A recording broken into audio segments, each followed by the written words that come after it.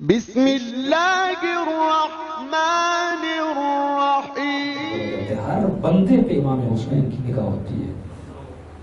ایک ایرانی ظاہرہ کہتی میرے 3 مہینے کا بچہ تھا، ساتھ میں میری ماں تھی ویل چیئر پر، میں تھک جاتی تھی تو بچہ ماں کو دیتی تھی۔ بھیڑ بہت تھی، رش بہت تھی۔ جیسے ہم کربلا کی انٹری پہ آئے اچانک رش آئی تو میری ماں مجھ سے کیا ہو گئی، جدا ہو گئی۔ میں نے کہا کوئی بات نہیں، بچہ میری ماں کے پاس ہے، کوئی مجھے فکر نہیں تھی۔ کافی دیر کے بعد مجھے میری ماں ملی پر ویل چیئر بھی نہیں تھا، کچھ لوگ تھے جو اس کو سنبھال کے لا رہے تھے۔ میں نے دیکھا بچہ نہیں ہے، میری ماں سے کہا ماں میرے 3 مہینے کا بچہ کہاں گیا؟ اب بیٹی تم غائب ہو گئی تھی، میں بچے کو اٹھا کے تھک گئی۔ ایک جوان میرے ساتھ تھا، اس نے کہا بچہ مجھے دو، اشارہ کیا مجھے دو، اب تھک گئی ہے، میں ویل چیئر چلاتا۔ کہتے کہیں تھک گئی، میں پانی پینے کے لیے کہیں پہ اتری، اچانک لوگوں کی بھیڑ آئی، وہ جوان بھی میری نظروں سے غائب ہو گیا۔ اب اس ماں پہ کیا گزرتی ہوگی جس کے 3 مہینے کا بچہ گم ہو جائے؟ اتنے بڑے کربلا میں بچہ کہاں ڈھونڈے؟ کبھی ایک آفس، کبھی دوسرے آفس، مسنگ پرسن کی طرف گئی، لوگوں نے کہا بھائی 3 مہینے کا بچہ، اتنی عرصے کے بعد خدا نے مجھے یہ بچہ دیا تھا۔ میں نے کہا وہی پہ آتی ہوں مولا حسین کی زیارت کو، تاکہ اس بچے کے خون میں حسین کی محبت چلی جائے۔ ماں تھی، رونے لگی۔ ہر ماں کا حوصلہ رباب جتنا نہیں ہوتا، ہر ماں کا حوصلہ بی بی ام فروا جتنا نہیں ہوتا۔ اللہ کسی ماں کی گود کو نہ اجاڑے، بڑا مشکل ہوتا ہے۔ چھوٹے بچے دنیا سے جب جاتے ہیں نا، وہاں پہ بڑا مشکل وقت گزرتا ہے۔ کہتی بڑی ہوئی، برداشت نہ ہوا، آخر میں غازی عباس کے حرم چلی گئی۔ میں نے کہا عباس میں حسین کے پاس تو نہیں جا سکتی۔ انہوں نے خود کہا کہ میری زیارت سے پہلے عباس کے پاس جایا کر، آپ لشکر کے سپہ سالار ہیں، ہم مشی کر رہے ہیں، ہماری حفاظت ذمہ داری آپ کی ہے۔ میں صبر کر لیتی، لیکن مجھے فکر ہے میرے بچے نے کھانا کھایا کہ نہیں، میرے بچے دودھ پیتا بچہ ہے، پتہ نہیں کس حال میں ہوگا، کس کے پاس ہوگا۔ کتنی زار و قطار ہو رہی تھی۔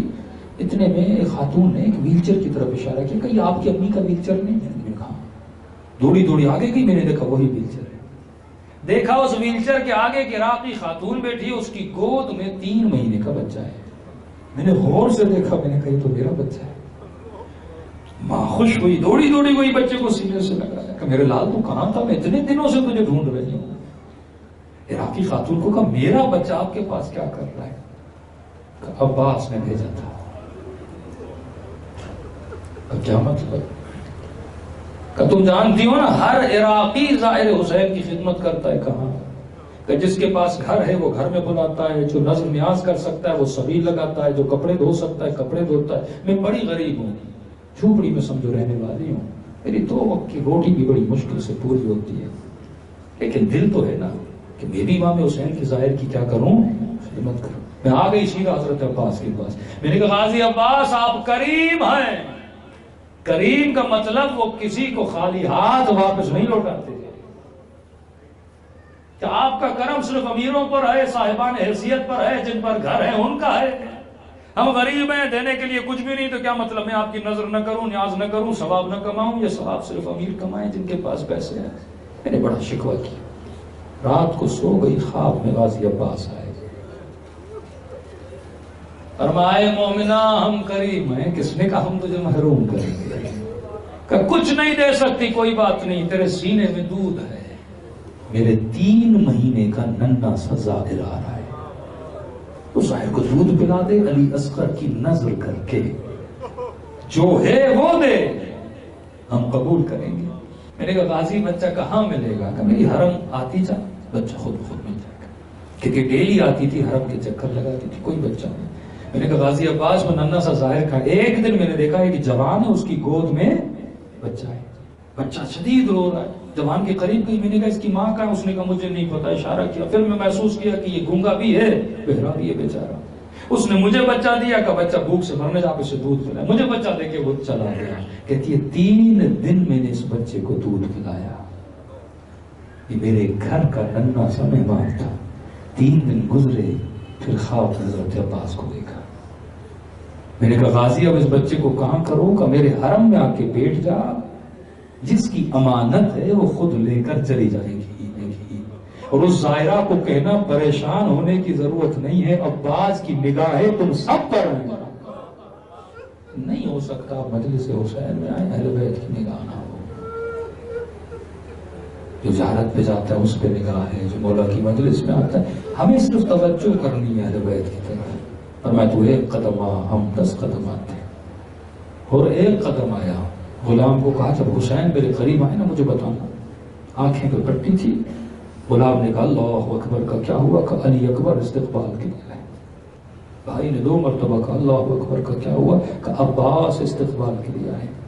تینوں نے کہا اللہ اکبر کا اب کیا ہوا؟ کہ خود حسین ابن علی استقبال کے لیے آئے. سینے سے لگا کر کہا بھیا ہو، حسین نے تجھے بخش دیا. مبید کو بھیا کہیں، کبھی شیخ مفید کو بھیا کہیں. ایسے بن سکتے ہو قرب صفاتی، صفات اہل بیت کو پیدا کرو، عادات اہل بیت کو پیدا کرو، ان کے دشمنوں کی عادتوں کو اپنے وجود سے نکالو، ارادے کی قوت و ول پاور کو مضبوط کرو. پھر دیکھو کیسی نورانیت آتی ہے ربط مصیبت کے لیے.